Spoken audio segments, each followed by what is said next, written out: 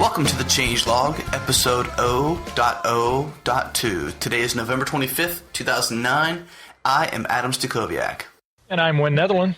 So what is at thechangelog.com right now, Win? About 5 stories right now. But no, we've got a nice little Tumblr set up on Tumblr.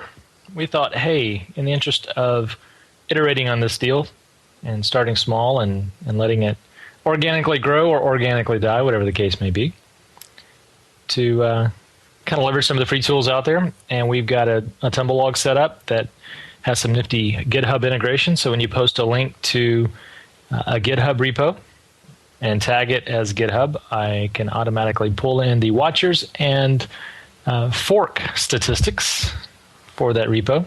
Now, that's pretty cool because I see underscore.js listed there and Jamit, and they both have the watchers. And that's real time, right? It is real time, and it's about 4 or 5 lines of jQuery. And got the idea from GitHub's new version 2 of their API at develop.github.com. And they've got some advanced features that require authentication, API keys, all of that good stuff. But this was pretty straightforward, the public information that you can get with just an unauthenticated call via a jQuery callback. Very simple, very cool, though. How long did it take you? That feature, probably an hour, and that's probably most of that was fighting spelling issues. Oh boy! So you're a bad speller? Those are always fun when you're depending on a CSS class and either CSS for markup or in jQuery for your selectors to act on a particular element, and you're wondering why in the heck it's not coming back, and you figure out you got a misspelling in your selector. That's the thing about jQuery, though. If you've done any JavaScript development, if you and I'm sure you've run into this, Adam, if you misspell that selector, it doesn't throw any sort of error or anything. It just nothing happens. Well, it doesn't know what to target. I know, but I mean it's gracefully just eating the error. So yeah. You're left to pull your hair out. In this whole changelog show setup, I've probably misspelled change. I've actually dropped the E off the end of change about a dozen times so far, so don't feel bad. That's okay. You're still learning how to spell squirrel. Yeah. Tune in to Adam's latest episode of the Web 2.0 show for a more in-depth look at how to spell font squirrel. Yeah. It's actually not the latest because I'm quick like that. It's actually the episode previous to the latest. Uh-oh, I'm behind. You are. Kind of like I'm behind on your blog. I can't keep up with your blog. Endless stream of information from Win's mind into the blog. Jeez. So anyways, what's our lineup? The lineup this week, let's start with a couple of projects from Document Cloud. They kind of burst on the scene a couple of weeks ago with underscore.js. Right. You've seen this? Yeah. Pretty cool little JavaScript framework that are billing themselves as the tie to jQuery's Tux. I think that's a good way of putting it. Yeah, I like that. I'm a Rubyist. I know you are too. And so somewhat. I work in the Ruby land. I play one on radio. Right. So, if you come from Ruby and you dive back into the client-side JavaScript, you miss a lot of those convenience functions for arrays and collections and things that you get from Ruby, like first and last and unique and flatten. Those just things we take for granted that make arrays in Ruby so sweet. This project aims to add those back. Really kind of fills a gap. If you ever worked with Prototype.js, they have a lot of those features built into that JavaScript framework, and that was one of the things that I noticed coming to jQuery from Prototype was just kind of the lack of array support. There's some rudimentary array support in there around their wrap set for DOM elements and things, but on the array side, it's kind of lacking. And Underscore does a good job of grafting on some of those methods. You can check it out at documentcloud.github.com/underscore. Very nice, nicely styled documentation as well. Yeah. Commented on that when we first found this project. I like the simplicity of that document, that design for that page. I'm noticing something too on their README at the GitHub repo. They either stole it directly from Handcrafted or they're just that cool. I don't know which, but if you look at the README, the same ASCII art for the logo. Yep, I think it's the same exact font. I think they just had to copy. Maybe they're just yeah. I guess when you're that good, copy it, right? One other cool feature that Underscore has is templating. And I've seen this in a couple other frameworks. Never had a real use for it. I guess I've always been my pattern has always been to create markup on the server and then send that down to the client where I can. But there's instances when you build a lot of elements on the fly on the client that you would just like to specify a template and have JavaScript do the heavy lifting for you, and this allows the ability to do that. And the syntax for binding variables within those templates is very familiar if you know ASP or Ruby, the ERB syntax with the less than % equal syntax. Right. I know you're such a big ERB fan. Oh, yeah. You saw my tweets today, right? I did, about Haml. Yeah. It's like going back in time. I did. I really hated it because as I take a big swig of my coffee at 9 o'clock, 9:30 at night, I was really PO'd that I had to take this beautiful Haml view. And if you don't know what Haml is, tune into the previous episode to this. But, I hated it. It was a beautiful Haml view. I had to go and put an ERB, and I felt like it was really, really painful. I was upset. I feel your pain. Yeah. I feel your pain. So templating. Templating is a nice way to just specify a template. I guess the use case would be, let's say you had a list of elements and you needed to bind in an unordered list a set of LI elements for each item in an array. Then you could just specify a template that had placeholders in there for the variables coming from your JavaScript object, and you would just call underscore.template, pass in your data, and pass in your template, and you get a nice HTML fragment for your LI elements to put in the list. Pretty cool. Well, it's not really that bad if you're following a certain convention. You're not really like creating content. You're just frameworking your HTML markup. That's right. That's right. Which isn't a bad thing. It's saving time. Another cool feature is chaining. So, do a lot of jQuery, Adam? Yeah, fair bit. So one of the coolest things that most people like when they come to jQuery is the chaining, where you can, the wrap set is returned at the end of every method call, so that you can just keep chaining methods together, like add class, append, remove, things like that, right? Right. Underscore supports that as well. So you can call underscore, pass in your object called .chain, and then you can call sort map first value, and essentially you queue up these method calls, and then when you call .value at the end, it executes it and passes you back a value, so you can chain up multiple method calls in a row. It's really, really neat. When we discovered our second project, Jamit, I remember this past week clicking on the link, and my first was kind of taken aback. I was like, somebody ripped off Document Cloud's excellent documentation site. I just changed it to blue. Then I got to looking a little closer and found out this is another project from Document Cloud. We're excited. We're going to talk to these guys, I believe, next week. Yeah. Upcoming show, so be sure and tune in for that. But Jamit is, as they call it, an industrial strength asset packaging plugin for Rails. And so essentially what this is, if you've used Asset Packager or other plugins in the Rails space, it's a way to tidy up and compress and concatenate those JavaScript plugins, all those jQuery plugins that you use in your CSS I've used files. it, yeah. And it gives you one, or a couple of files to download, one JavaScript file, one CSS file. This aims to do the same thing there, but also build in a couple of new features like gzipping, which is zipping up those assets and serving them compressed over the wire, so you're actually sending less bytes over the wire. Most modern browsers support unzipping those on the fly, so it really cuts down on bandwidth. All right, so you're probably making the Yahoo Yslow people that really cling to those rule sets that Yahoo put out there really happy. I'm hopeful I can score an A on my website with that Yslow score now. That's hard. I know, it's like, hey, I'm a C+, sweet. So the other big feature is something that it was new to me, and that's embedding your image assets within your style sheet using either the data URI method or the MHTML image embedding method. Oh, wow. This is really space age material right here.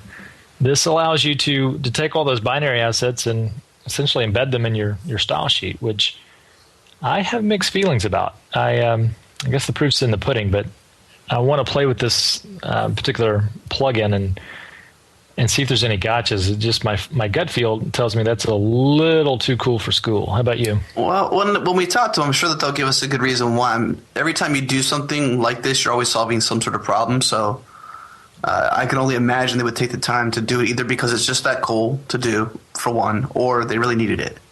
So Sure. I'm really curious to see what kind of solution, what they were trying to solve by doing that. I look forward to speaking with those guys. In terms of mixed feelings, whatever works, I think in today's web, we've got so stuck. It's good to have conventions. It's good to have web standards. It's good to have these things. But at the same time, they do put you in a box. And sometimes it's nice to break out. That's true. That's true. Alrighty. Next up, Google Go. So you got some exciting news about this particular one. Yeah, scored an interview with them. I'm looking forward to it because I want to understand exactly what this thing is. Yeah. Everybody's talking about it. Yeah, a lot of people are. It came out, a week and a half ago?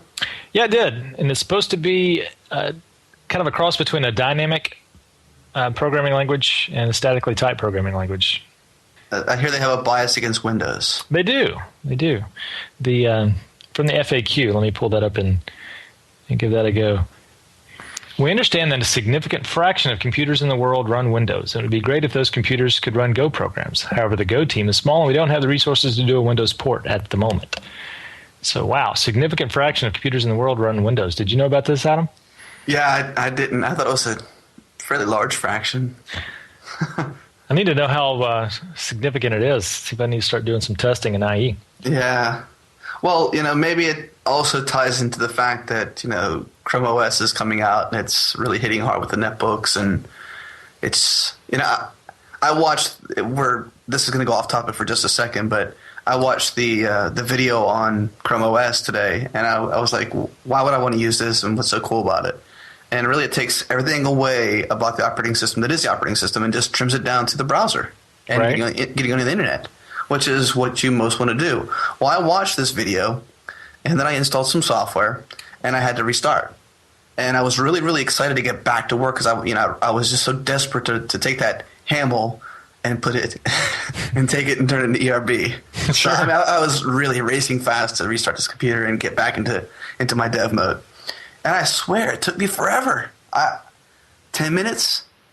Either it's my MacBook or something. I don't know, but I felt the pain. So maybe it's something to do with the Chrome OS coming out and all that. Chrome OS does look promising as well. It's one to keep on the radar. Gruber had, you ever read Daring Fireball? A little bit, yeah. Yeah, he interesting comment this past week saying that it probably is a better fit for a second machine, which I totally can see that. And I think that is the use case for a lot of these netbooks. It's your travel machine. It's not necessarily your main productivity unit. Right. I like to just have the opportunity to go get a netbook. I haven't really had a need for one. I guess if I'm traveling, netbook would be nice. I don't know that I could get used to the small screen. Everybody talks about the small form factor, and this as I'm playing with my iPhone in my other hand, which has an extremely small screen. But as far as a netbook, there's sometimes even when 1400 pixels isn't wide enough for me, and having something significantly less than that, I'm not sure how productive I could be with it. Yeah. I wasn't really a big fan of. That's why I never really buckled down and bought a regular old MacBook. Because I always felt if I'm going to spend the money on a computer, I'm going to spend the money on something with at least a 15-inch screen. You know why I did the original MacBook? The keyboard. I loved the flat keys on the original MacBook. For some reason, I just it felt more comfortable to me when I'm typing. And I was so tickled when the new MacBook Pro line came out with the same flat keys.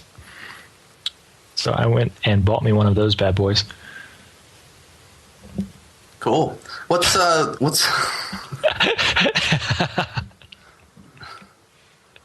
right?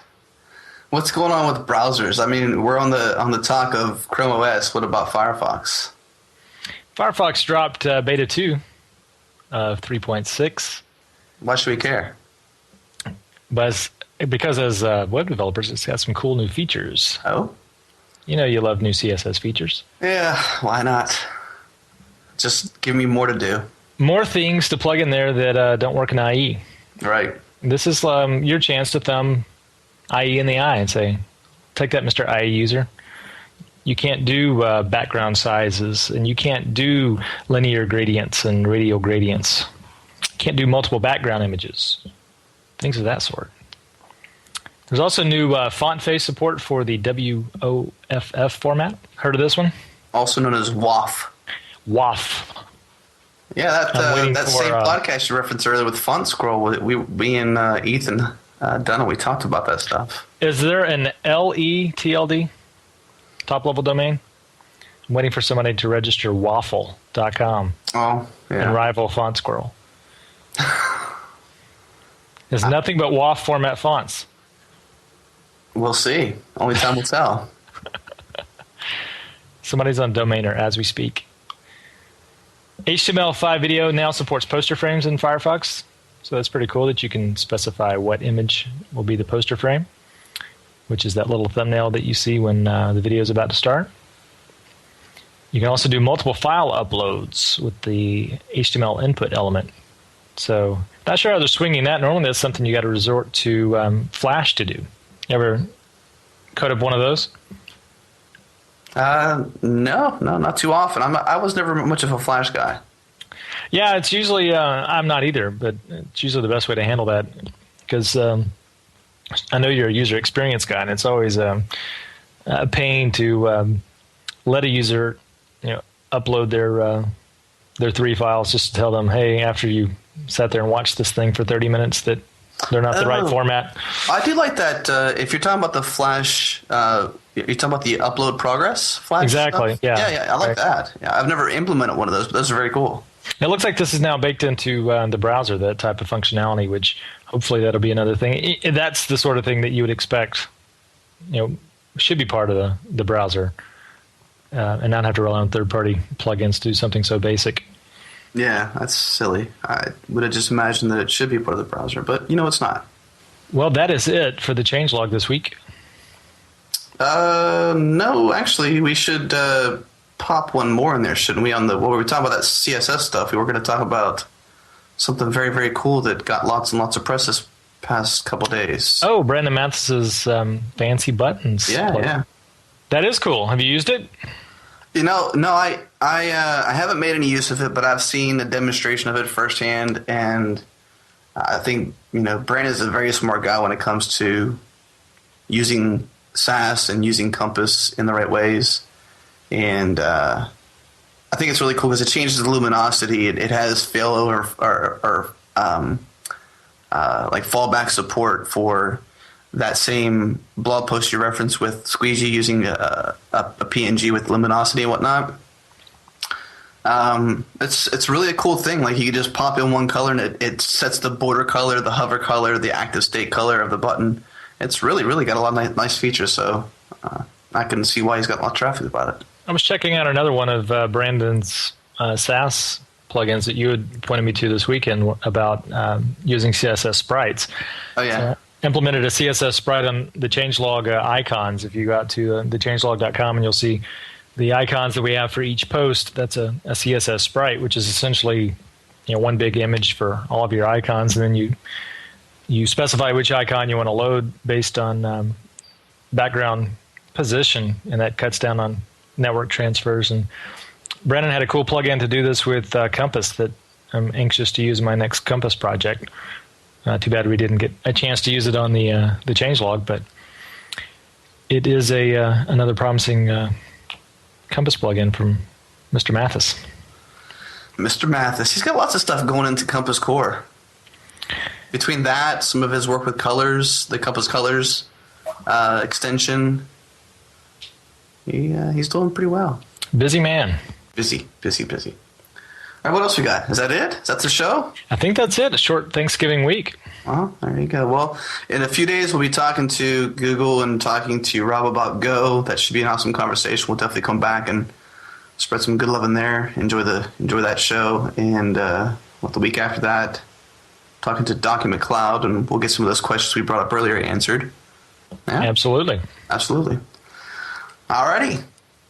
Happy Thanksgiving, everyone. Take care.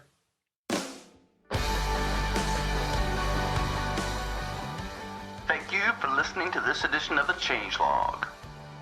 Be sure to tune in weekly for what's fresh and new in open source. Also visit thechangelog.com to follow along, subscribe to the feed, and more. Thank you for listening.